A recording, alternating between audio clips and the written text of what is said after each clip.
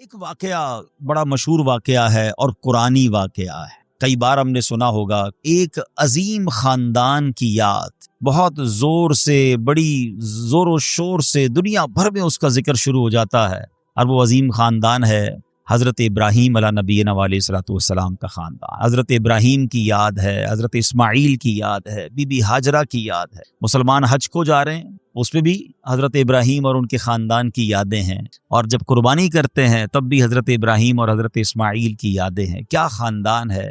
मगर इन वाक़यात से जो आज बयान में से कुछ बातें मैं अर्ज़ करूँगा और उसका मकसद क्या है, इंशाल्लाह वो आगे बताता हूँ। एक बादशाह था नमरूद। याद रहे कि दुनिया में 4 ही ऐसे बादशाह गुजरे हैं जिनको पूरी दुनिया पर हुकूमत करने का मौका मिला है। ठीक है, उसमें 2 ईमान वाले थे, 2 गैर मुस्लिम थे। जो ईमान वाले थे वो हज़रत सुलेमान अला नबीना अलैहिस्सलाम और दूसरे हज़रत ज़ुल्करनैन रहमतुल्लाहि ताला अलैह। और 2 जो गैर मुस्लिम थे, बेईमान थे, उसमें एक था नमरूद और दूसरा फ़िरऔन। अच्छा, अब नमरूद जो था वो बड़ा ही बदबख्त था। एक तो खुदाई का दावेदार भी हो जाता था, और नमरूद ने हज़रत इब्राहीम अला नबीना अलैहिस्सलातु वस्सलाम को भी अपनी तरफ बुलाने की कोशिश की कि वो भी उसकी बात माने। हज़रत इब्राहीम अलैहिस्सलातु वस्सलाम उसकी बात नहीं मानते थे, वो अल्लाह वहदहू ला शरीक की बात करते थे। नमरूद खुदाई का दावा करता था। बड़े तवील वाक़यात हैं कि किस तरह नमरूद के दरबार में रहकर हज़रत इब्राहीम ने हक़ की दावत दी। नमरूद ने कहा कि मैं खुदा हूँ, तो आपने फरमाया खुदा तो वो है जो जिंदा करता है। तो नमरूद ने क्या किया, एक बंदा जिसको सजाए मौत सुना दी गई थी उसको जेल से निकाल के रिहा कर दिया। कहा देखो मैंने भी जिंदा कर दिया, इसकी तो मौत लिखी हुई थी ना, सजाए मौत हो गई थी, मैंने उसको फारिग कर दिया। आपने फरमाया अल्लाह तो वो है जो मौत देता है। तो उसने एक आम बंदे को पकड़ा और उसको कत्ल का हुक्म दे दिया, उसको मार दिया। कहा मौत तो मैं भी देता हूँ। हजरत इब्राहीम अलैहिस्सलाम ने कहा कि मेरा रब वो है जो मशरिक से सूरज को निकाल कर मगरिब में तुलू करता है, अगर तू खुदा है तो मगरिब से निकाल कर दिखा। अब उसके पास कोई जवाब नहीं था, ये कैसे कर सकता है कोई। तो बहरहाल कमाल का जज्बा था, कमाल का यकीन था, अल्लाह वहदहू ला शरीक पर ऐसा यकीन, सुभान अल्लाह। अब जब नमरूद ने देखा कि कोई बात ये मानने के लिए तैयार नहीं है, तो उन बदबख्तों ने यह फैसला किया कि हजरत इब्राहीम अलैहिस्सलाम को आग में डाल दिया जाए। अच्छा, वो कोई नॉर्मल आग नहीं थी, हैं? ऐसी आग नहीं थी कि लकड़ियां लगाई और जनाब बंदे को डालना है। एक ऐसी आग थी कि जो उस वक्त तक इतनी बड़ी आग लगाई नहीं गई थी, और ऐसी आग थी कि कोई परिंदा भी ऊपर से गुजरता था तो वो गुजर नहीं पाता, जल के उसके अंदर कोयला बन जाता था। और हज़रत इब्राहीम अलैहिस्सलाम को उस आग में फेंका जाने लगा। देखें, आज भी अगर कोई जेल में कैद हो ना, सजा सुना भी दी गई हो, तो उसको यकीन होता है कि कोई ना कोई रास्ता निकल आएगा, जमानत हो जाएगी। यहाँ तक कि सजाए मौत के कैदियों को भी यकीन होता है कि चले कोई ना कोई चांस होगा, कोई सजा माफ हो जाएगी, कोई उम्र कैद में तब्दीली हो जाएगी। सुना है पाकिस्तान की जेलों में कई साल से लोग हैं सजाए मौत के कैदी हैं, मगर उनको सजाए मौत नहीं हो रही। तो कोई ना कोई यकीन या उम्मीद रहती है। मगर हजरत इब्राहीम अलैहिस्सलाम को आग में फेंक दिया गया है, अपनी तरफ से उछाल दिया गया। तो जिब्रील अमीन आए और आकर कहा कि ए इब्राहीम, कोई हाजत है तो बताएं। हजरत इब्राहीम अलैहिस्सलाम कहते हैं मुझे तुमसे कोई हाजत नहीं है। कहा फिर जिससे हाजत है उसको बता देना, अल्लाह रब्बुल आलमीन की बारगाह में तो अर्ज करें। तो आपने कहा हस्बी मिन सुआली इल्मुहु बिहाली, ए जिब्रील मैं किस हाल में हूं मेरा रब्बे करीम जानता है, उसका जानना मेरे मांगने से बेहतर है।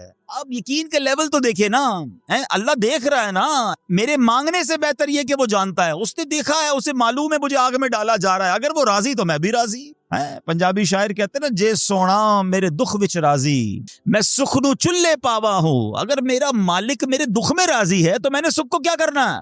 ये कैसा यकीन था। मगर उस यकीन का नतीजा क्या निकला कि कुरान में रब फरमाता है या नारुकूनी बरदौ व सलामन अला इब्राहीम। फिर आग को रब ने क्या हुक्म दिया, जरा समझिएगा बात को। अल्लाह की कुदरत का कैसा नजारा है इस वाक़े में। मुझे बताइए आग का काम क्या है। आग का काम तो जलाना ही है ना। अकल भी कहती है, साइंस भी कहती है, तजर्बा भी कहता है, जब भी आग है कोई चीज डालो जली जाती है। मगर उसी आग को रब ने क्या हुक्म दिया, ए आग इब्राहीम पर ठंडी और सलामती वाली हो जा। अल्लाह अकबर। हजरत इब्राहीम का ईमान ऐसा था, यकीन ऐसा था कि इतनी बड़ी आग जो है हजरत इब्राहीम के लिए गुलजार बन जाती है, बाग बन जाती है। अच्छा, फिर हुआ क्या कि नमरूद जो है कुछ दिनों के बाद, ऐसा नहीं फौरन, कुछ दिनों तक आग जलती रही। हजरत इब्राहीम उसमें डाले जा चुके थे। नमरूद ने सोचा देखूं तो सही कि इब्राहीम का हाल क्या हुआ है। वो अपने महल की छत पर चढ़ गया और छत पर चढ़ने के बाद उसने आग की तरफ देखा वो हैरान हो गया कि हजरत इब्राहीम उस इतनी बड़ी आग में ऐसे बैठे हुए हैं जैसे बंदा बाग में बैठा होता है, बिल्कुल उस आग ने कोई बाल भी बीका नहीं किया। हजरत इब्राहीम चंद मिनटों या चंद घंटों में नहीं रहे। तफासीर में लिखा कि हजरत इब्राहीम अलैहिस्सलाम उस आग में एक रिवायत के मुताबिक 7 दिन और एक रिवायत के मुताबिक 40 दिन उस आग में रहे, मगर जब आप बाहर आते हैं तो आग की ने कोई असर आप पर नहीं डाला। अल्लाह अकबर। अच्छा, फिर उसने क्या किया? नमरूद ने ये किया कि हो सकता है ये आग की जो ना ये कैटेगरी ठीक नहीं है, ये आग जलाने वाली आग नहीं है, तो नमरूद ने प्रैक्टिकल करने के लिए एक और बंदे को उस आग में डाल दिया। हजरत इब्राहीम उस आग में मौजूद हैं और बड़े नॉर्मल तरीके से बैठे हुए हैं, आग जल रही है, तो नमरूद ने एक और शख्स को आग में डाला। जैसे ही वो बंदे को आग में डाला, उस आग ने उस बंदे को जलाकर राख कर दिया। यानी उस आग का काम जलाना था, मगर मेरा रब जिसके लिए चाहे वो आग गुलजार बन सकती है। अल्लाह अकबर। आप अलैहिस्सलाम का जब ये मौजज़ा लोगों ने देखा तो कई लोग कलमा पढ़कर मुसलमान हो गए, मगर नमरूद के नसीब में ईमान नहीं था। लेकिन इस वाक़े से सीखने को क्या मिला? यकीन, बिलीफ, अल्लाह पर भरोसा। और अगर रब पर भरोसा होना तो ऐसे काम आज भी अपनी आंखों से हम देख सकते हैं। हाँ, शायर मशरिक कहते हैं ना, अगर आज भी हो इब्राहीम सा ईमान पैदा, there is only one condition, ईमान वो चाहिए, यकीन वो चाहिए। अगर आज भी हो कैसा ईमान? इब्राहीम सा ईमान पैदा, आग कर सकती है अंदाजे गुलिस्तां पैदा। आज भी गमों की आग बाग बनेगी, आज भी आपकी मुश्किलों की आग बाग बनेगी, मगर प्रॉब्लम ये कि ये भरोसा कहाँ है, वो यकीन कहाँ है? अल्लाह पर डगमगा गए हम लोग, हमारे यकीन और भरोसे हिल गए हैं। अल्लाह अकबर। आइए एक और वाकया सुनते हैं। हजरत अबू मुस्लिम खौलानी रहमतुल्लाह तआला अलैह, इनको उम्मत का हकीम कहा जाता था, बड़े कमाल की शख्सियत और बड़े अक्लमंद और दाना थे। आपके दौर में आप यमन में रहते थे और आप ताबई बुजुर्ग हैं। ताबई किसको कहते हैं?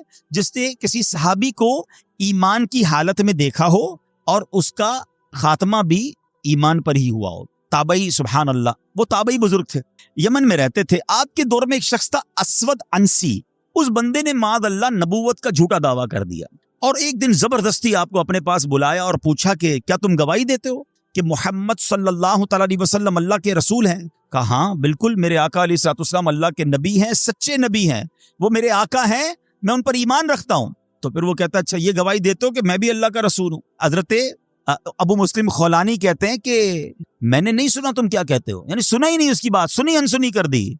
असवद अंसी को बड़ा गुस्सा आया, उसने फौरन हुक्म जारी किया कि बड़ी और खौफनाक आग जलाई जाए। आग जलाई गई, अबू मुस्लिम रहमतुल्लाह तआला को उस दहकती आग में डाल दिया जाए, हुक्म दे दिया।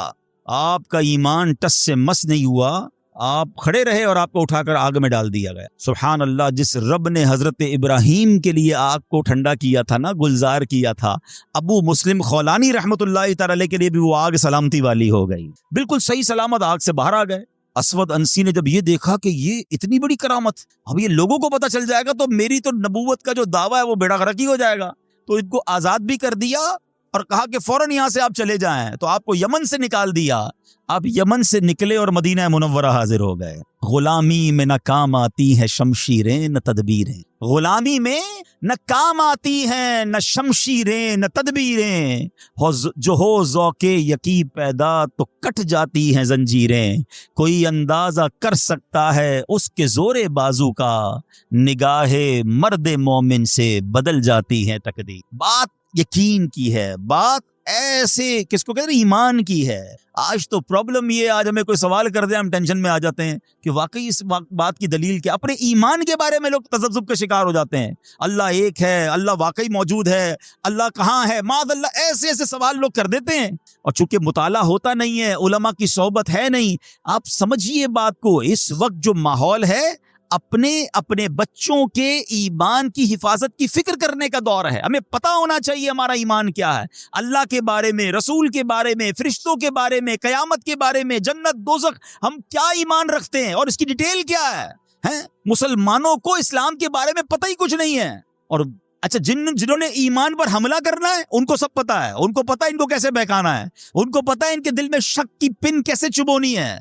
तो खुदारा ये बात समझिए कि इस वक्त बाकायदा ऐसे लोग, ऐसे इदारे काम कर रहे हैं कि किसी तरह मुसलमानों का ईमान छीन लिया जाए, इनको अपने रब से ही जनाब यकीन खत्म कर दिया जाए, इस्लाम से ही इनको हिला दिया जाए, मगर फिक्र ही किसी को नहीं है। इमाम इश्क व मोहब्बत आला हजरत ने 100 साल पहले ये बात कही थी। बताओ वो 100 साल पहले के मामला थे, अब और कितने खतरनाक हो गए।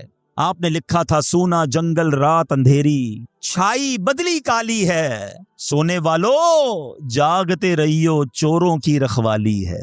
उन्होंने समझाया था कि चोर रखवाले बन गए हैं, आपको इस्लाम के लिबादे में इस्लाम की बात करने आएंगे और ईमान लूट के चले जाएंगे, पता भी नहीं चलेगा। कहते हैं आंख से काजल साफ चुरा लें, या वो चोर बला के हैं। क्या मुहावरा इस्तेमाल किया है, आंख में जब काजल लगा हुआ हो तो कौन निकाल सकता है। आंख से काजल साफ चुरा लें, या वो चोर बला के हैं, तेरी गठड़ी ताकी है और तूने नींद निकाली है। ये दौर गफलत की नींद सोने का नहीं है। हमारे बच्चों को कितना पता है इस्लाम के बारे में, खुद हमें कितना मालूम है, लेकिन यकीन बुजुर्गों का कैसा था कि जनाब उनको आग में डाल दिया जाता था, वो आग बाग बन जाती थी। यकीनन आज के दौर में ये टेस्ट नहीं करेंगे हम। अब ये भी ना हो कि जनाब कोई कहे चलो जनाब इस्लाम यकीन जो है मेरा इस्लाम हक पर है कि नहीं, आग में जाता हूँ, आग नहीं जलाएगी मुझे। पहला ऐसे यकीन भी तो लाए ना।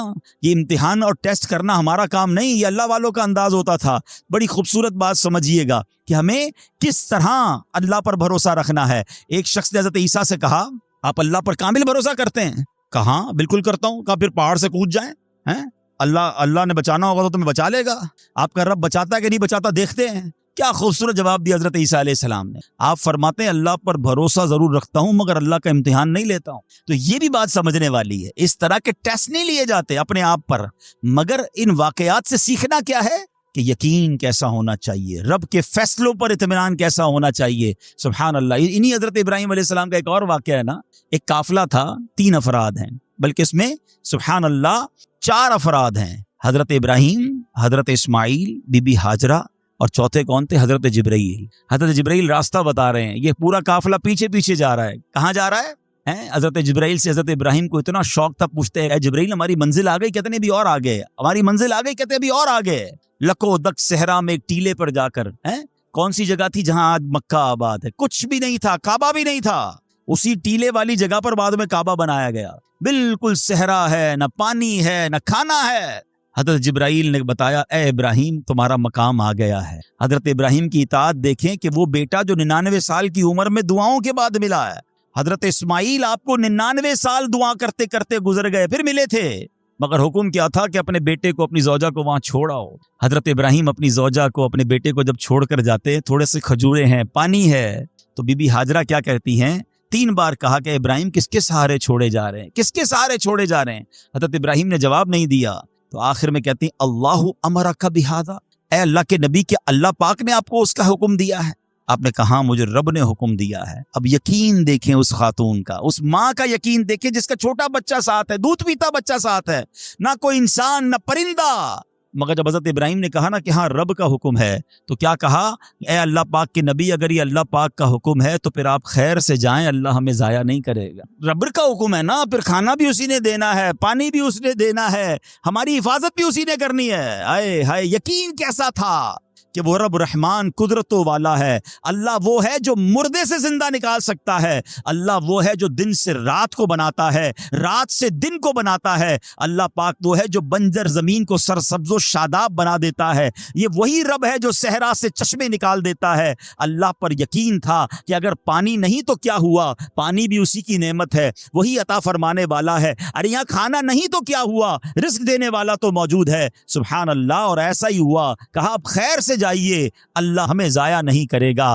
क्या खूबसूरत शेर है ना। यकीन मिसले खलील आतिश नशीनी, यकीन मिसले खलील आतिश नशीनी, यकीन अल्लाह मस्ती खुद गुजीनी, सुन ए तहजीब हाजिर के गिरफ्तार, गुलामी से बदतर है बेयकीनी।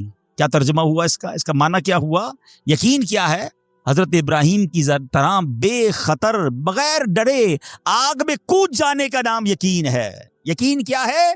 मोहब्बत इलाही में गर्क हो जाना और अपने आप की इस्लाह में लग जाना यकीन है। ए दौरे हाजिर की तहजीब के दीवानों, बेयकीनी जो है वो गुलामी से भी बुरी चीज है। आज बेयकीनी की फजा कैसी है, यकीन ही नहीं है किसी को। तसब्सुब, टेंशन, अल्लाह पर, दीन पर, अपने दुनिया के मामलात पर यकीन ही नहीं है किसी को, हर वक्त फिक्रों में घिरा हुआ है। ऐ मेरे प्यारे इस्लामी भाइयों, आज गुर्बत आम है, मुश्किलात हैं, हर दूसरा आदमी मुश्किलात में फंसा हुआ है, लड़ाई झगड़े हैं, ना इत्तेफाकी है। दुनिया में कई जगह तो मुसलमान बेचारे जुल्म सितम का शिकार हैं। अल्लाह पाक उनकी गैब से मदद फरमाए। अल्हम्दुलिल्लाह मुसलमानों ने तारीख में शानदार कारनामे सर अंजाम दिए हैं। अल्लाह करीम ने मुसलमानों को बड़ी शान और शौकत से नवाजा है, मगर अब हालात किसी और तरह के चल रहे हैं। कभी गौर किया इसकी वजह क्या है? इस पर तज्जिया किया जाए तो एक बड़ी वजह सामने ये आती है कि मुसलमानों में बेयकीनी बढ़ा दी गई है। प्यारे आका मक्की मदनी मुस्तफ़ा सल्लल्लाहु अलैहि वसल्लम का जरा फरमान सुनिए। मशहूर सहाबी हजरत अबू हुरैरा रज़ियल्लाहु तआला अन्हु इस हदीस के रावी हैं। रसूल ज़ीशान मक्की मदनी सुल्तान सल्लल्लाहु अलैहि वसल्लम ने फरमाया, मा अखाफ अला उम्मती इल्ला दअफल यकीन। आका फरमाते मुझे अपनी उम्मत पर खौफ नहीं है मगर यकीन की कमजोरी का, यानी और कोई खौफ नहीं है। ये उम्मत ऐसा नहीं होगा कि शिर्क में मुब्तला हो जाएगी। फरमाया मेरी उम्मत अल्लाह पाक का इनकार नहीं करेगी, हाँ मेरी उम्मत को जो बड़ा मसला दरपेश होगा उनका यकीन कमजोर हो जाएगा, उनका भरोसा कमजोर हो जाएगा। एक और हदीस पाक सुनिए। आका फरमाते हैं, नजा अव्वलु हादिहिल उम्मा बिल यकीनी वज़्ज़ुहद। इस उम्मत के पहले लोग यकीन और दुनिया से बेरग़बती के जरिए नजात पा गए। व यहलिकु आखिरु हादिहिल उम्मा बिल बुख़्लि वल अमल। और इस उम्मत के जो आखिरी लोग होंगे कंजूसी और लंबी उम्मीदों के सबब हलाक हो गए। पहले वाले यकीन की वजह से कामयाब हो गए। कैसा यकीन था? 313 थे ना, मगर भरोसा रब पर कैसा था कि फरिश्तों की फौज मदद के लिए आ जाती है। और बाद वाले फरमाया कंजूसी होगी, लंबी उम्मीदें होंगी। कंजूसी क्यों होती है? माल खर्च करूंगा खत्म हो जाएगा, यकीन नहीं है ना, ये पैसे चले जाएंगे, ज़कात नहीं देते लोग, अल्लाह की राह में खर्च नहीं कर रहे, लंबी उम्मीदें बनाई, यकीन नहीं है। काश ये बात समझ आ जाए कि मेरे और आपके नसीब में जो रिस्क लिखा है वो लिखा हुआ है, वो हमें मिलकर रहेगा, मगर उसी की टेंशन में जिंदगी गुजर रही है। बेयकीनी की कुछ मिसालें मैं आपको समझाता हूं। अभी तक शायद कुछ लोग कह रहे होंगे यार ये बात तो ठीक कर रहे हैं, बेयकीनी होनी नहीं चाहिए, मगर हमें तो बेयकीनी नहीं है। अब मैं कुछ एग्जाम्पल के जरिए समझाता हूं। हम मानते तो हैं अल्लाह पाक रिस्क देने वाला है, ठीक है, फिर भी माल के पीछे मारे मारे फिरते हैं। कोई लंदन पेरिस के साथ ख्वाब देख रहा है, कश्तियों के अंदर बैठकर, पिछले दिनों वाकयात हुए ना, हैं, पैसे देकर वो डंकी लगाकर जाते हैं, कोई रास्ते में मर जाता है, कोई कश्ती में बेचारे डूब गए। क्यों? यकीन नहीं है, इधर पैसे नहीं मिलेंगे उधर पैसे मिलेंगे, किसी तरह उधर चला जाऊं या मर जाऊंगा भूखा। जरा गौर कीजिए ऐ मेरे प्यारे इस्लाम भाई, को सूद का काम करता है। क्यों करता है सूद का काम? यकीन नहीं है ना कि हलाल कमाऊंगा तो पीछे रह जाऊंगा। मिलावट, रिश्वत, डाका, चोरी, अगर इन तमाम गलत कामों के पीछे आप देखें तो यकीन नहीं होता कि यार मिलावट नहीं करूंगा तो माल नहीं बिकेगा, पैसे वाला कैसे बनूंगा, गरीब ही रह जाऊंगा। यकीन खत्म हो गया है, जिसकी वजह से हर दूसरे आदमी को जनाब गलत काम करना है। आगे चलिए, हम मानते हैं नमाज दुनिया भी संवार देती है, आखिरत भी संवार देती है, सुनते भी हैं बोलते भी हैं, मगर नमाज पर दुनिया को तरजीह देते हैं। यार नमाज पढ़ूंगा तो कारोबार पे, दुकान पे कौन बैठेगा, हैं? नमाज पता है आखिरत और दुनिया संवार देगी, यकीन नहीं है। इसी तरह हम मानते हैं कि मुसलमान की तरक्की कुरान पर अमल करने में है, मगर ना कुरान खुद पढ़ते हैं ना अपने बच्चों को पढ़ाते हैं। हम मानते हैं कि अल्लाह पाक दुआएं कबूल फरमाता है, मगर बेयकीनी है, अव्वल तो दुआ मांगते नहीं है और मांगते हैं तो यकीन ही नहीं होता। अब यकीन करें, उलमा ने लिखा है कि जो बंदा बगैर यकीन के साथ दुआ मांगता है ना, उसकी दुआ कबूल ही नहीं होती है। यानी मिसाल देता हूं, आप बीमार हैं या परेशान हैं या कोई मुश्किल में हैं, दुआ करते हुए ये ख्याल आ रहा है यार मसला हल होना तो नहीं है, चलो फिर भी मांग लेते हैं। उलमा कहते हल ही नहीं होना है, तुम्हें रब पर ही भरोसा नहीं है, हैं? अब मिसाल देता हूं इसको एक बिला तमसील। आपका कोई मुलाजिम है, उसको पैसों की जरूरत है और वो आपके पास आके कहता है साहब 5,000 रुपए की जरूरत है, मुझे लगता तो नहीं आप देंगे, चलें फिर भी आपसे मांग ही लेता हूं। आप बताएं, आप उसको पैसे देंगे या डांट देंगे कि जब तुम्हें मुझ पर यकीन ही नहीं है तो आए क्यों मेरे पास, मुझे लगता तो नहीं आप मेरी मदद करेंगे, चले फिर भी आपसे कह देता हूं मेरी बात। पहले ही आपने उस बंदे को नाराज कर दिया ना।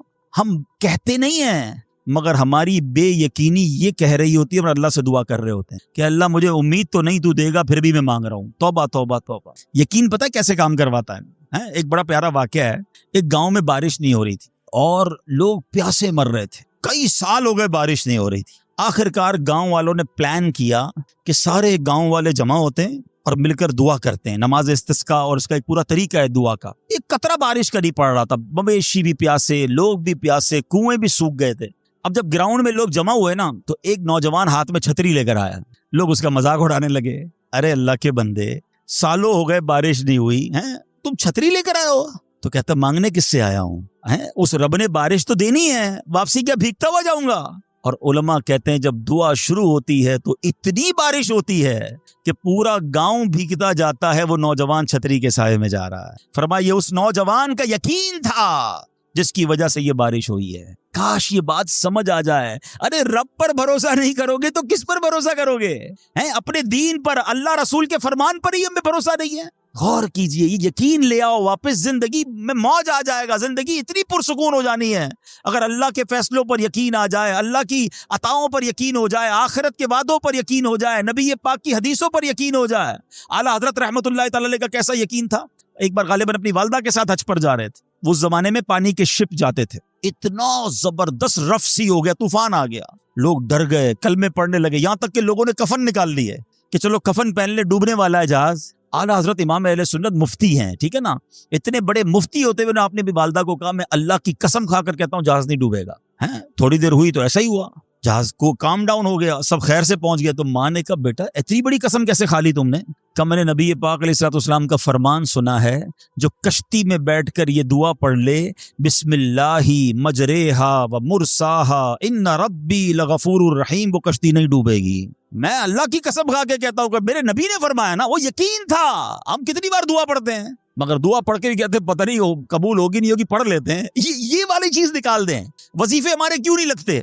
लोग कहते हैं वजीफा पढ़ रहा हूँ, मसला नहीं हो रहा, तावीज लिया फिर भी मसला। तावीज पहनते वक्त भी ख्याल ही होता है चलो यार पहन लेते हैं, पता नहीं होना है नहीं हो तो कुछ नहीं होना। वजीफा पढ़ लें और कह रहे पता नहीं होता। पहले यकीन लाएं। अच्छा डॉक्टर भी यही कहते हैं, ये सिर्फ अब ये वजाइफ और इन चीजों में नहीं, आप अगर डॉक्टर पर भी यकीन ना रखें ना कि यार इसकी दवाई पता नहीं काम करती है नहीं करती, क्योंकि बहुत सारी चीजों के पीछे यकीन, विल पावर। बड़ा खूबसूरत जुमला मैंने किताब में पढ़ा था कि जो लोग कहते हैं ये हो जाएगा उनसे हो जाता है, जो लोग कहते हैं ये नहीं होगा उनसे नहीं होता। काश ये बात समझ आ जाए आपको, हो जाएगा, अब कर लोगे। बड़े बड़े काम लोग कर जाते हैं, मैं कर लूंगा इंशाल्लाह, पता नहीं होगा नहीं होगा, ट्राई कर लेता हूं, पहले ही समझ लो नहीं होगा।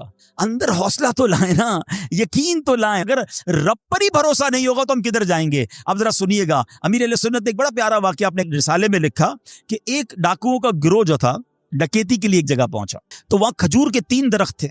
एक दरख्त खुश्क था, यानी उसमें फल नहीं लगे हुए थे, दूसरा दरख्त फलदार था। तो डाकुओं का सरदार ने देखा कि एक चिड़िया जो है वो फलदार दरख्त से उड़ती है, खुश्क दरख्त पर जाती है, वापस फलदार दरख्त पे आती है, फिर खुश्क दरख्त पर जाती है। तो उसने कहा चक्कर लगाई जा रही है, कोई माजरा है। तो उसने गौर से देखा तो क्या देखा कि वो चिड़िया जो है वो फलदार दरख्त से जो है वो खजूर लेती है, और जब खुश्क दरख्त पर जाती है तो वहां एक अंधा सांप मुंह खोले बैठा है। वो चिड़िया जाकर उसके मुंह में खजूर डाल के आती है, फिर दोबारा जाती है खजूर लाकर फिर उस सांप के मुंह में डालती है। वो जब डाकुओं ने देखा तो वो तो हैरान हो गया, रोने लग गया कि ए अल्लाह पाक, ये वो जानवर है सांप जिसको मारने का हुक्म तेरे प्यारे हबीब अलैहिस्सलाम ने दिया है, क्योंकि ये मुसलमानों को तकलीफ पहुंचाता है। मगर तूने जब इसकी आंखें ली तो इसके रिस्क का इंतजाम कर दिया और एक चिड़िया की ड्यूटी लगा दी कि वो जाकर इसको खाना पहुंचाए। तो मैं तो अशरफुल मखलूकात हूं, मैं तेरे बंदों को लूट रहा हूं, ए अल्लाह तू मेरी तौबा कबूल फरमा, मैं आइंदा ऐसा नहीं करूंगा। ये रोने लगा, अब ये सोच रहा है सुभान अल्लाह। तो अल्लाह अकबर, गैब से आवाज आई कि ए फलां मेरी तौबा का दरवाजा खुला हुआ है। डाकू कहता है या अल्लाह मैंने तौबा की। फिर गैब से आवाज आई हमने तेरी तौबा कबूल कर ली। अच्छा जब उसने तौबा की तो उसके सारे साथी सुन रहे थे, सरदार आपने तौबा की, हमने भी तौबा की। कहा सोचो तो सही, हम डकैती कर रहे हैं, हम चोरी कर रहे हैं, रब जब इस अंधे सांप को रोजी देगा तो हमें क्यों नहीं देगा? हम अल्लाह की कुदरत पर यकीन क्यों ना रखें? सबने तौबा कर ली। अब जब तौबा कर ली तो इन्होंने कहा कि अब ऐसा करते हैं कि हज को चलते हैं। सारा काफिला बनाकर डाकुओं का काफिला तौबा करके चला हज करने। जब मक्का पाक के करीब पहुंचे ना तो वहां एक नाबीना बुढ़िया थी, वो हर काफिले वाले से उस डाकुओं के सरदार का नाम लेके पूछती थी। वो बंदा आया तो डाकुओं का जब काफिला है तो कहा मैं ही तो वो हूँ। तो कहा ये मेरे कपड़े तुम्हारे लिए हैं। बोला आप मुझे कपड़े क्यों दे रही हैं? कहा मेरा एक बेटा था और वो बेटा जो है उसके कुछ दिन पहले, बड़ा नेक बेटा था मेरा, कुछ दिन पहले उस बेटे का इंतकाल हुआ है, ये उसी के कपड़े हैं। 3 दिन से मुसलसल नबी पाक अलैहिस्सलाम मेरे ख्वाब में तशरीफ ला रहे हैं और फरमा रहे हैं कि इस नाम का बंदा आएगा, इसको ये कपड़े दे देना। आए हाय, जरा सोचो तो सही, जब रब तौबा कबूल करता है तो मर्तबे कैसे बढ़ा देता है। काश ये बात समझ आ जाए। अल्लाह से बंदा जब दोस्ती कर लेता है ना, अल्लाह पिछले गुनाह मुआफ फरमा देता है, बल्कि अल्लाह राजी हो जाए तो गुनाहों को नेकियों में बदल देता है। मगर कैसे इस डाकू को तौबा नसीब हुई? यकीन। काश हराम कमाने वाला, सूद का काम करने वाला, काश रिश्वत लेने वाला, डाका डालने वाला, चोरी करने वाला ये सोचे कि मैं क्यों कर रहा हूं, मिलावट करने वाला सोचे। अल्लाह पर भरोसा तो रखो यार, रब ने मेरा नसीब लिखा हुआ, जो मेरे नसीब में है मुझे मिलकर रहेगा। काश ये बात समझ आ जाए। सिद्दीक अकबर रदी अल्लाह तआला अन्हु, मुसलमानों के पहले खलीफा है। जब आपने ये आयत पढ़ी ना, कुरान पाक में अल्लाह इरशाद फरमाता है, वमा मिन दाब्बतिन फिल अर्दि इल्ला अलल्लाहि रिस्कुहा। अल्लाह फरमाता है और जमीन पर चलने वाला कोई जानदार ऐसा नहीं जिसका रिस्क अल्लाह के जिम्मे करम पर ना हो। आप फरमाते कि जब से मैंने ये आयत पढ़ ली, खुदा की कसम मैंने रोजी की फिक्र करना छोड़ दी है कि जब अल्लाह ने हर किसी का रिस्क अपने जिम्मे पे ले लिया तो मुझे किस बात की टेंशन है। काश हमें ये बात समझ आ जाए कि हमें अब जरा गौर करें। अभी ये इज्तिमा खत्म होगा, अगर मैं आप सबको कहूं कि बताएं आपके लिए क्या दुआ करवानी है, तो तकरीबन 70-80% लोगों ने पता है क्या कहना है, हुजूर रोजी में बरकत की दुआ कर दें, कारोबार में बरकत की दुआ कर दें, नौकरी नहीं लग रही उसकी दुआ कर दें। मैं नहीं कहता ये दुआ नहीं करनी चाहिए, अल्लाह से नहीं मांगेंगे तो किससे मांगेंगे हैं। लेकिन कोई तो कहे कि मेरी ईमान पर मौत के लिए दुआ कर दें, मेरी कब्र जन्नत का बाग बन जाए इसके लिए दुआ कर दें, मैं आखिरत में जाऊं तो अल्लाह मुझसे राजी हो जाए इसके लिए दुआ कर दें। फर्क देखें, मेरी और आपकी टेंशन क्या है? दुनिया, रोजी, माल। हालांकि इसका वादा है, दाने दाने पर लिखा है खाने वाले का नाम, मुझे मिलकर रहेगा। मगर अल्लाह ने मगफिरत का वादा नहीं किया है। उसकी दुआ कहाँ है? उसकी टेंशन क्यों नहीं है? ऐसे कई लोग मुझे भी मिले, आपको भी मिले होंगे, यार रात को नींद नहीं आ रही, क्यों? बस यार कारोबार की टेंशन बहुत है। कभी जिंदगी में एक रात मेरी और आपकी ऐसी गुजरी इस टेंशन में नींद ना आई हो कि कब्र में जाऊंगा तो कब्र जन्नत का बाग बनेगी या दोजख का घड़ा बनेगी, कलमे वाली मौत मिलेगी कि नहीं, जन्नत में जाऊंगा या दोजख में जाऊंगा, मीज़ाने अमल पर जब अमाल तोले जाएंगे गुनाह का पलड़ा भारी होगा या नेकियों का पलड़ा भारी होगा। यार आज जून जुलाई की गर्मी, हीट स्ट्रोक की बातें हो रही हैं, 50 डिग्री में हाल बुरा हो गया। सूरज 1 मील पर जब होगा और लोगों की प्यास जबान से बाहर जबानें आएंगी, मुझे जामे कौसर ना मिला तो मेरा क्या बनेगा? कभी इसकी टेंशन, इसका वादा नहीं है। ये अल्लाह से दुआ करनी है, इसके लिए कोशिश करनी है। सारी जिंदगी एक ही टेंशन, छोटा घर है तो बड़ा करना है, कारोबार को वसी करना है और आमदनी। और मैं नहीं कहता दुआ ना करें, कोशिश ना करें, खुदा ना खास्ता इसका कोई ये मतलब ना ले कि चलो भाई अब तो अल्लाह ने अपने जिम्मा करम पर ले लिया तो अब कोई काम काज नहीं करना। नहीं, दुनिया आलम में असबाब है, असबाब का कशकोल लेकर बारगाह इलाही में जाना है और तवक्कुल वाले अंदाज में दुआ करनी है तो अपनी रहमत के समुंदर से हमारे असबाब के कशकोल में वो हमारी रोजी अता फरमाएगा। असबाब इख्तियार जरूर करने, मगर इसी फिक्र में जिंदगी तो बर्बाद ना कर देना कि सारा सुबह से लेकर शाम तक एक ही टेंशन। भरोसा रखे रब पर, यकीन रखे रब पर। आज हाल ये है, बच्चा पैदा हो जाए तो टेंशन, ओहो अब मेरा बच्चा हो गया, इसकी आगे परवरिश में कैसे करूंगा, इसकी तालीम का क्या होगा, और खास तौर पे बच्ची पैदा हो जाए तो ऐसे बदबख्त लोग हैं कि अब जनाब बीवी को बुरा भला कह रहे हैं, खानदान में झगड़े हो रहे हैं बच्ची की पैदाइश पर कि अब इसकी शादी कैसे होगी, ये तो बोझ आ गई है। माअल्लाह है, समझ नहीं आती कि जिस रब ने बच्ची दी है इंशाअल्लाह रिस्क भी वही देगा, असबाब भी वही देगा। अरे जब इसने मुझे पाला है वो इसको भी पालेगा। है क्या खूबसूरत बात उलमा ने लिखी, जो रब हाथी को मन और चूंटी को कन दे सकता है वो मुझे भी मेरा रिस्क अता फरमाएगा। है, आप जरा सोचे तो सही, किस किस को रिस्क देता है।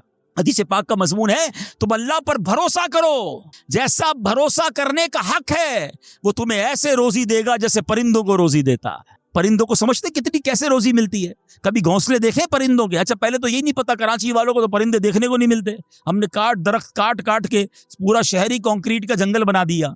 वरना ये पूछे बुजुर्गों से, हम भी छोटे थे तितलियां भी दिखती थी, सुबह मदरसे स्कूल जाते थे तो कोयल की आवाज भी आती थी। अब तो कराची वालों के हॉर्न की आवाज आती है हमको। अब तो ये परिंदे भी चले गए। कहाँ चले गए? हमने दरख्त काटे, हमें अंदाजा ही नहीं कि दरख्त है क्या।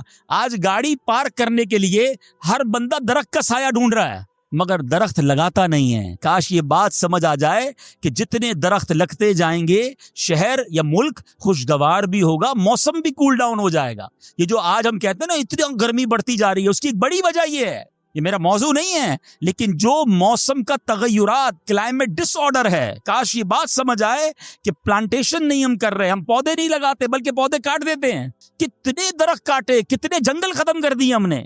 अल्हम्दुलिल्लाह दावत इस्लामी का शोबा FGRF, अब प्लांटेशन हम करते चले जा रहे हैं। 30 लाख पौधे लगाए, मगर ये थोड़े हैं। काश मेरी ये बात लोग सुन रहे हों कि अगर आपने अपने आने वाली नस्लों को खुशगवार मौसम देना है, अच्छे अच्छे हालात देने हैं, ठंडी छांव देनी है, ऑक्सीजन की फैक्ट्रियां देनी है, तो हम सबको कम से कम एक एक पौधा लगाना चाहिए। 24 करोड़ पाकिस्तानी सब सिर्फ एक एक पौधा लगाएं और इस पौधे को दरख्त बनाएं, सिर्फ पौधे को बच्चे की तरह पालें। आप यकीन करें हमारा मुल्क एक पूरा मुल्क ही बाग बन जाएगा। तो अब जरा सोचें कि हमें ये बात समझनी है कि ये घोंसले, ये जो हदीस में सुना रहा था, बात कहां से चली कि अल्लाह परिंदों को कैसे रिस्क देता है। आपको पता परिंदे कितने, एक तहकीक के मुताबिक इस दुनिया में जितने इंसान होते हैं ना, मल्टीप्लाई बाय 10 जानवर होते हैं। अगर 800 करोड़ इंसान है, 8 अरब के करीब आबादी हो गई दुनिया की, है 800 करोड़, 8 अरब, तो आप समझो कि 80 अरब जानवर हैं दुनिया में। और कहा जाता है मल्टीप्लाई बाय 10 करें उसको तो इतने परिंदे होते हैं। यानी इसका मतलब 800 अरब कमोबेश परिंदे हैं दुनिया में। आपने परिंदों के घोंसले देखे कभी? ये जब घर से सुबह उड़ते हैं ना अपने घोंसले से, सबके पेट खाली होते हैं। घोंसले में कोई कबड नहीं होती है, कोई शाम का दूसरे दिन का चारा नहीं होता है, बच्चे छोटे छोटे छोड़कर जाते हैं। मगर ये 800 अरब परिंदे जब शाम को घोंसले में आते हैं, अल्लाह सबको रिस्क दे चुका होता है। कोई परिंदा दुनिया में भूखा नहीं सोता। क्या खूबसूरत बात, समझो इसको, उसका मजा लो ना। रब हाथी को मन देता है, उसको हाथी को कितना खाना चाहिए, दुनिया में कितने हाथी होंगे, उसको रोज के मनो खाना मिल जाता है। और चूंटी को कन चाहिए होता है छोटा सा, वो रब उसको कन भी दे देता है, हैं? परिंदों को रोज ही दे देता है। और जो अशरफुल मखलूकात है वो टेंशन खा रहे हैं, वो कभी ब्लड प्रेशर की गोली, तो कभी शुगर की गोली, कभी डॉक्टर के पास, टेंशन बहुत है डॉक्टर साहब 2 साल बाद क्या होगा, मार्केट डाउन। अरे भाई इन सब चीजों का वादा है और तुम इस टेंशन में रह गए। अरे ये कोशिश करनी थी तो आखिरत की करनी थी, अल्लाह को राजी करने की करनी थी। लेकिन इन तमाम बातों के बावजूद, जैसे मैंने कहा ना कि छोड़ना नहीं है कामकाज। कुछ बेवकूफ लोग ये समझ रहे होते हैं ऐसा नहीं होगा। बड़ी खूबसूरत एक बात और कर दूं कि अल्लाह पर भरोसा कैसा करना है। एक सूफी बुजुर्ग शेख सादी लिखते हैं कि एक शख्स था, घर से मेहनत मजदूरी के लिए, कामकाज के लिए निकला। उसने देखा कि एक लोमड़ी है, अंधी है, अपाहज है, न देख सकती है न चल सकती है। वो हैरान हो गया, हाथ पैर भी नहीं, आंखें भी नहीं, ये लोमड़ी खाती कहां से है, चेक करता हूं। थोड़ी देर बैठा तो एक शेर आया। शेर ने कहीं से शिकार किया था, वो अपना शिकार लोमड़ी के आगे डाल दिया। अंधी लोमड़ी, उसने जो खाना था खाया, बाकी शेर लेके चला गया। उसने कहा कमाल है जनाब, अपाहज लोमड़ी को रब रिस्क देता है, तो मुझे क्या जरूरत है नौकरी करने की, है मुझे क्या जरूरत है कामकाज करने की। जाके बैठ गया मस्जिद में, 3 दिन जिक्र करता रहा, इबादत करता रहा, एक दाना खाने को नहीं मिला। अल्लाह अल्लाह अल्लाह अल्लाह कर रहा है। उसके बाद जब भूख से बेहाल हो गया तो अल्लाह से फरियाद की, या अल्लाह मुझे कोई रिस्क नहीं मिला। क्या शानदार इरशाद होता है। अभी कैसा जबरदस्त जुमला है। इरशाद हुआ, तूने लोमड़ी देखी है, शेर नहीं देखा है। लोमड़ी क्यों बनना है, शेर बनना। अपना रिस्क भी कमा और दूसरे को खिलाने वाला बन जा। कुछ लोग समझते मुझे कोई और खिला है, अब मेरा भाई कमा रहा है, मैं घर में बैठा मजे करता रहूं। नहीं, फरमाया एक बल्कि वाकया आता है, एक बुजुर्ग के बारे में आता है। एक शख्स गया, कहा मैं नमाजें पढ़ रहा हूँ, इबादत करता हूँ, मेरा भाई मुझे सपोर्ट करता है, वो रोजी कमाता है। फरमाया तेरा भाई तुझसे ज्यादा अफजल है। अल्लाह को ये पसंद है कि बंदा अपने हाथ से कमाए, किसी पर डिपेंडेबल ना रहे, किसी पर बोझ ना रहे। ये शरीयत को महमूद है।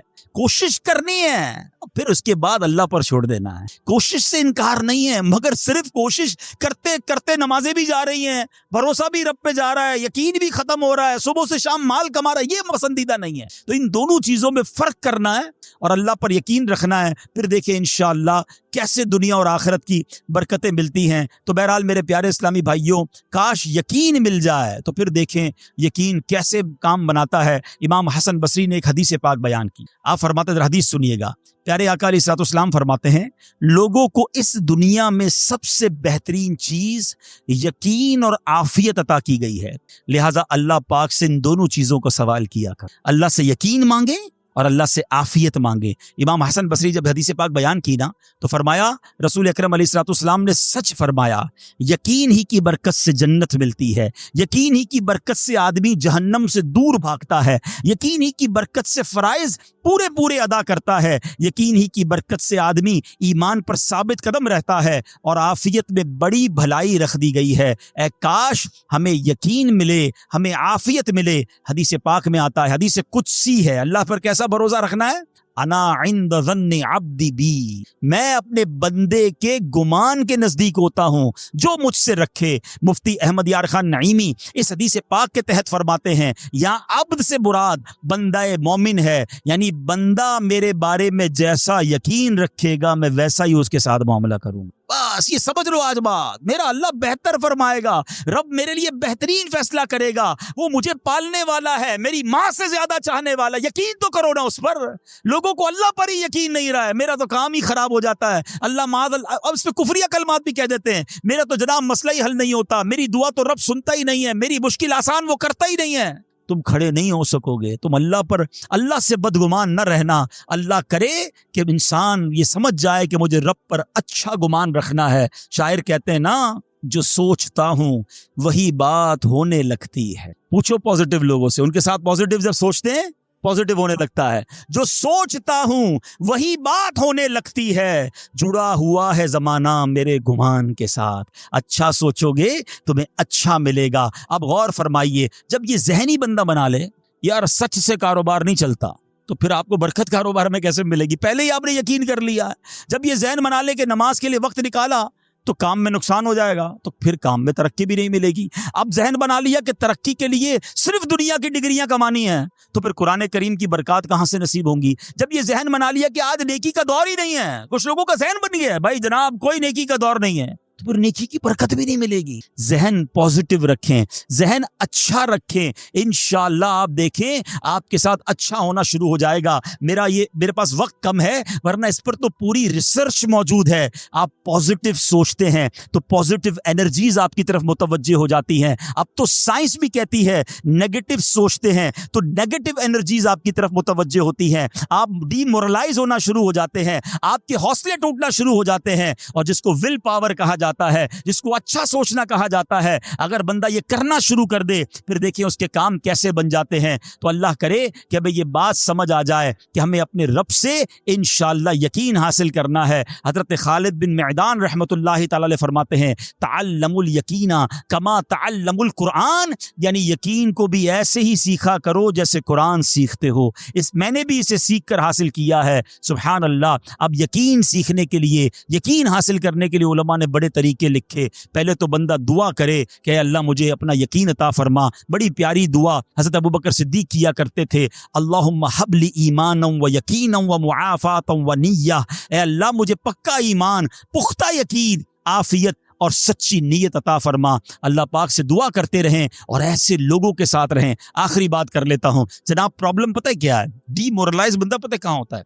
उसका यकीन मुतजलजल कब होता है? वो कैसे शक और शुबे वाली लाइफ में आ जाता है? ये सोहबत से मिलता है। आप जब अल्लाह पर पक्का यकीन करने वाले लोगों में बैठते हैं ना, आपका यकीन भी बढ़ना शुरू हो जाता है। यार इसको अल्लाह पर कितना भरोसा है, बीमार है फिर भी कहता है मेरा रब करीम है, परेशान है फिर भी कहता है अल्लाह की रजा पर राजी हूं, मेरा रब सब ठीक कर देगा। जब ऐसे लोगों के साथ आप बैठते हैं ना, आपका यकीन तवक्कुल भी मजबूत होना शुरू हो जाता है, बंदा स्ट्रांग होना शुरू हो जाता है। और जब बंदा बैठता उठता ही ऐसे लोगों में है जो हर वक्त मायूसी की बातें करते हैं, हर वक्त जनाब आने वाले खतरात और परेशानियों का ही जिक्र करते रहते हैं, अरे भाई कुछ नहीं होना, सब बर्बाद हो गया है, सब खत्म हो गया, उनके पास जब बैठो ऐसा लगता है सब कुछ तबाह होने वाला है। ऐसे लोगों के साथ ना बैठें, हौसले वाले लोगों के साथ बैठें, तवक्कुल वाले लोगों के साथ बैठें, अल्लाह से मोहब्बत करने वालों के साथ बैठें। फिर देखिए इंशाअल्लाह आपके काम कैसे सीधे हो जाएंगे। एक आखिरी बात चले कर लेता हूं, अल्लाह पर भरोसा, अल्लाह के फैसलों पर यकीन कैसे हासिल हो? मुझे ये कैसे पता चले कि यार ये चीज़ मेरे लिए बेहतर है? मैंने कई बार अपने बयानात में ये एग्जाम्पल दी है, मैं दोबारा दे देता हूँ, शायद किसी के दिल पर असर कर जाए। मैं मिसाल देता हूँ। हमें बाज़ औक़ात बंदा पता है अल्लाह से यकीन कहाँ टूटता है? जब बंदा दुआएं मांगता है, इल्तिजाएं करता है, बड़ी बड़ी रो रो कर इल्तिजा करता है, मुसीबत में होता है, उसको कोई चीज़ चाहिए होती है और उसको नहीं मिलती है, बंदा कहता है रब तो मेरी सुनता ही नहीं है, हैं? इतनी दुआएं की, मस्जिद में जाके की, मक्के मदीने में जाके की, फलां बुजुर्ग से भी दुआ करे, नहीं हो रहा मेरा काम।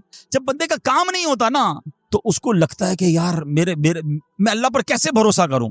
यहां जाकर शैतान हमला करता है। अब आइए इस वसवसे को कैसे खत्म करें। आप में से कई ऐसे मुझे नजर आ रहे हैं जो वालिद होंगे या बड़े भाई होंगे। आपका कोई छोटा बेटा या छोटा भाई हो और बीमार हो जाए, उसको बुखार हो जाए, गला खराब हो जाए और वो रोने लगे कि अब्बू मैंने आइसक्रीम खानी है, मैंने ठंडा शरबत पीना है। अच्छा बताइए, आप उसे ठंडा शरबत पिलाएंगे? हैं? वो रो रहा है आपके सामने, आइसक्रीम खिलाएंगे उसे? जवाब दीजिए, नहीं। वो रोने देंगे आप उसको? आपका एक दोस्त बराबर में बैठा हो और कोई कहे यार कैसे जालिम अब्बू हैं, बच्चा रो रहा है, दे देना उसे आइसक्रीम। तो आप एक जवाब देते हैं, मैं वालिद हूं, मुझे पता है इसको कब क्या देना है। ऐसा ही है ना? अब जरा दिल पर हाथ रख के मेरा जुमला सुनना। तुम वालिद हो, तुम्हें पता है बेटे को कब क्या देना है। मेरे मालिक को नहीं पता मुझे कब क्या देना। मैं रो रहा हूं, मैं गिड़गिड़ा रहा हूं, मैं तड़प रहा हूं, वो नहीं दे रहा। अरे यही बेहतर था। हो सकता है कि मैं जो मांग रहा हूं मुझे मिल जाता तो वो मेरे लिए और बुरा होता। उलमा कहते हैं किसी का अमीर होना उसके लिए अच्छा है, क्योंकि वो गरीब होगा तो वो ईमान से मुतजलजल हो जाएगा। किसी का गरीब होना उसके लिए अच्छा है, क्योंकि अगर उसे माल दे दिया जाएगा तो उसका ईमान चला जाएगा, वो गलत कामों में पड़ जाएगा। किसी को औलाद देना उसके लिए अच्छा है और किसी को बे औलाद रखना उसके लिए अच्छा है। हो सकता है बेटा ऐसा होने वाला हो जो बड़ा होकर बाप को ही मार के घर से निकाल दे। क्या हमने नहीं देखे ऐसे वाकयात? ऐसी औलाद नहीं देखी जो माँ बाप को कत्ल कर देती है? लोग कहते हैं इससे बेहतर तो बच्चा ही ना होता। अरे रब बेहतर जानता है मुझे क्यों बेटा नहीं मिल रहा, मुझे क्यों बेटी नहीं मिल रही, मुझे क्यों औलाद नहीं हो रही, मुझे क्यों माल नहीं मिल रहा, मैं अब तक घर क्यों नहीं ले सका। हो सकता है मेरे रब ने इसके बदले मेरे लिए बहुत सारी नेमतें रखी हो। काश ये बात समझ आ जाए। मुझे एक बात बताओ ना, मेरी माँ, आपकी माँ, दुनिया में सबसे ज्यादा हमसे प्यार कौन करता है? हमारी माँ करती है। कभी माँ हमारे लिए गलत फैसला कर सकती है? नहीं कर सकती। अरे जो माँ मेरा अच्छा सोचती है, उस माँ के दिल में जिसने ममता डाली है, जो करोड़ों माँओं से ज्यादा मुझे चाहने वाला है, वो मेरे बारे में क्यों ना अच्छा फैसला फरमाएगा। काश ये यकीन आ जाए कि जो रब ने किया है वही बेहतर किया है। सुभान अल्लाह। जिंदगी का एक उसूल बना लो, मेरा काम, जब आपका काम हो जाए ना तब भी कहो अल्लाह का शुक्र है, और जब काम ना हो कहो जब भी अल्लाह का शुक्र है। मेरे लिए यही बेहतर होगा। आप मजे में आ जाओगे। अल्लाह से दोस्ती कर लो। ऐ मेरे रब, जो तूने फैसला किया मैं उस पर राजी हूं। आप किसी टेंशन में नहीं रहोगे। हमारा प्रॉब्लम पता है क्या है? डिफेंस के लोगों जानते हैं, कभी गुजरते होंगे ना डिफेंस की गलियों से, यार ये प्लॉट बहुत अच्छा मिल रहा था, 4 साल पहले ये रेट था, मैं ले लेता, आज तो कितनी प्राइस हो गई। यार वो गाड़ी 1 महीना पहले लेने वाला था, नहीं ली, गवर्नमेंट ने प्राइस बढ़ा दी। यार ये फैक्ट्री में पहले खरीद लेता। इसी टेंशन में रहते हैं, ये कर लेता, वो कर लेता। अरे नहीं किया, नहीं हुआ, वही मेरे लिए बेहतर था। जो रब ने दिया वही मेरे लिए बेहतर है। खुदा की कसम, जिस दिन अल्लाह पर भरोसा सीख लिया, रब से दोस्ती कर ली, रब के फैसलों पर इत्मीनान तुम्हें हासिल हो गया, जिंदगी के बहुत सारे गम खत्म हो जाएंगे। जो भी होगा वो रब की तरफ से है।